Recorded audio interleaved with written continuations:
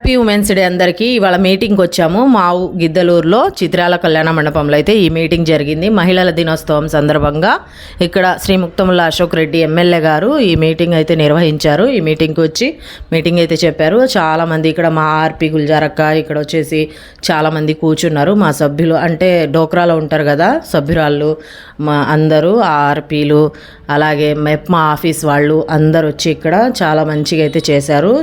ఆడవాళ్లకు మహిళలు ఏం సాధించారు, సాధించినవన్నీ చెప్పి వాళ్లకు సన్మానాలు అయితే చేసేస్తున్నారు. ఇక్కడ శాల్వాలు కప్పటము, ఏమన్నా గిఫ్ట్ లాగా ఇవ్వటము, సర్టిఫికేట్స్ ఇవ్వటము, కేక్ కటింగ్ కూడా చేశారు.